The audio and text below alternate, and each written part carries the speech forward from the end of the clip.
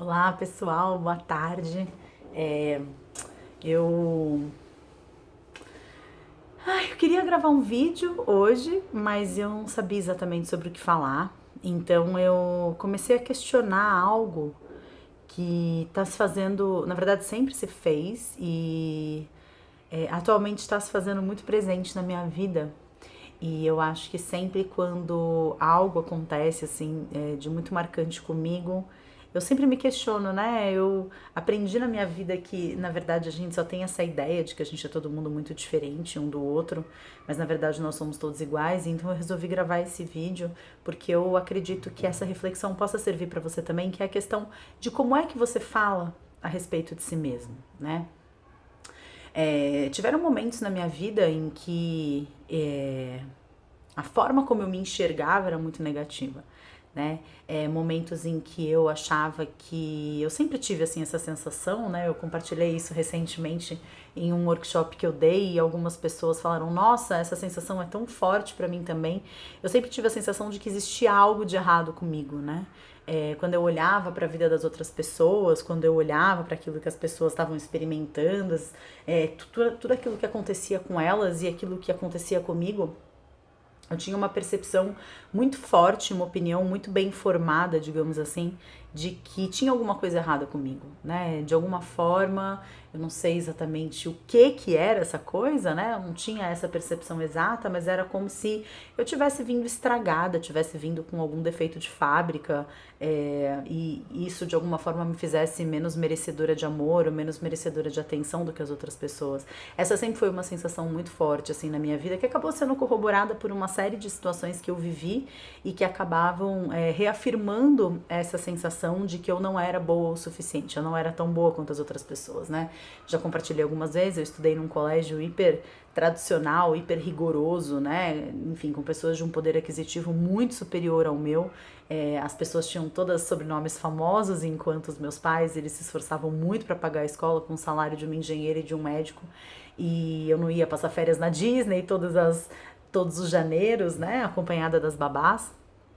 E e ficava aquela sensação assim, né? Eu não tinha as mesmas roupas de marca, eu não tinha o título do clube, eu não frequentava os mesmos lugares, e também isso acabou sendo reafirmado pelo fato de eu sempre ter morado num bairro judaico, em Higienópolis, aqui em São Paulo, e não ser judia, né? Então eu não sabia falar hebraico, eu não frequentava o clube da comunidade, eu não ia à sinagoga aos domingos, eu não fazia nenhuma das festas, né, que eles celebravam, não faziam parte do meu calendário de festas, e essa sensação de exclusão muito grande. Eu acho que todo mundo tem experiências, eu não acho que essas experiências me façam mais merecedora, digamos, do direito, né, de ter se sentido excluída durante a vida. Eu acho que muito mais importante do que aquilo que acontece é a interpretação que a gente faz dessas coisas, e eu acredito que essa foi a forma que eu interpretei.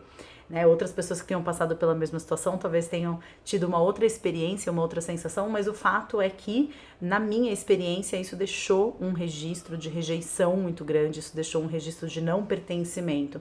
Então era como se eu realmente tivesse algo de errado comigo, né? Eu sempre tinha aquela sensação de que existia algo em mim que me tornava pior e menos merecedora do que as outras pessoas.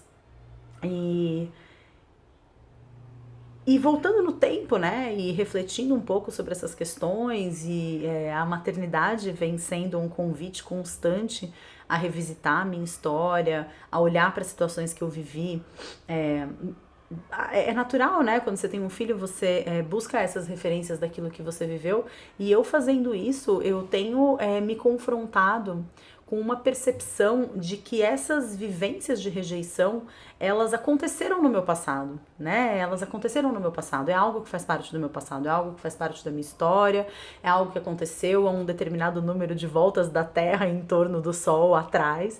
Mas a despeito de quanto tempo passou, né? Eu sempre fiquei trazendo essas situações para o presente novamente, através de um discurso, né? De que eu era diferente das outras pessoas, de que um discurso a meu próprio respeito de uma forma muito autocrítica, de uma forma muito autoexigente, de uma forma muito rigorosa e de uma forma muito sabotadora, né? Então a minha pergunta através desse vídeo para você hoje é quais são as histórias que você vem contando a seu próprio respeito? Porque eu percebo que essas experiências, por mais que elas tenham acontecido no meu passado há tantos anos, é como se eu tivesse ficado durante muito tempo reeditando essa sensação, reeditando essas situações, reeditando em ambientes que eu frequentava. Já não era mais por causa do meu sobrenome, ou por causa da profissão dos meus pais, ou por causa da quantidade de dinheiro que eu tinha, mas aí era por causa do meu corpo, se eu era mais gorda do que as outras meninas ou não. Muitas vezes porque, sei lá, todas as minhas amigas já tinham perdido a virgindade e eu não, ou então todas as minhas amigas já tinham transado e eu não, ou então as minhas amigas estavam se relacionando com um namorado, um relacionamento sério e eu não. Sempre trazendo à tona essa visão de que como se fosse assim, né, uma eterna reedição do passado, uma eterna volta, né, do passado, o tempo todo eu trazendo isso de volta. E sempre falando de mim mesma de uma forma muito negativa, né? Sempre falando de mim mesma como se eu não nasci para isso, né? Principalmente nos relacionamentos afetivos, eu não nasci para isso, eu nasci com outras qualidades, me relacionar certamente não é uma delas, ou então que eu tinha dedo podre, ou então que eu era para-raio de gente louca, ou então que eu não estava à altura, né? Das pessoas, porque as pessoas tinham um poder aquisitivo maior do que eu. De alguma forma, o meu discurso a respeito de mim mesma, a forma como eu me colocava, ainda era como se eu fosse aquela menina, né, que estudou num colégio muito rigoroso, que não tinha o sobrenome famoso, que não tinha a quantidade de dinheiro que os outros tinham, que não tinha roupa de marca, que não podia frequentar os mesmos ambientes que aquelas pessoas frequentavam, ou então que não era sócia do clube da comunidade judaica, e assim. E a verdade é que nada dessas coisas continua existindo hoje, né? Essas coisas todas elas aconteceram e o mundo girou e as células do meu corpo já não são mais as mesmas do que daquela época e as células do seu corpo já não são mais as mesmas de quando você viveu a sua grande dor, de quando você viveu o seu grande trauma, de quando você viveu a sua grande frustração, né? Mas o quanto você convida esses sentimentos de menos-valia e esses sentimentos de ser estragado a fazer parte do seu momento presente, né? O quanto você reatualiza essas questões como se o cenário ele não tivesse mudado, né? Na verdade o cenário muda, mas você não muda. E se você não muda, se você continua se enxergando como a menina rejeitada, como aquela que é diferente, como aquela que não está à altura, né? O cenário ele volta a ser o que era antes, né? Ele se transforma numa. É como se fosse uma tela em branco na qual você está pintando o cenário que você mais odiou viver, né? Você convida esse cenário a fazer parte. Eu não sei se isso está fazendo sentido para você. Deixa os seus comentários aqui embaixo nesse vídeo.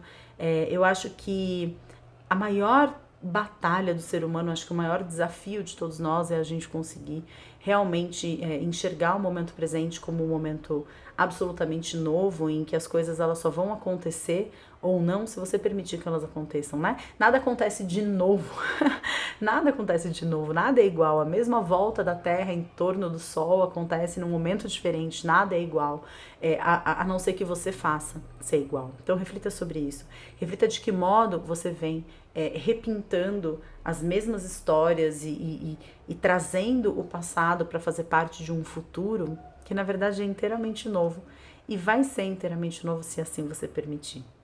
Gratidão pela sua atenção, namastê, um grande beijo e a gente se vê já já. Tchau!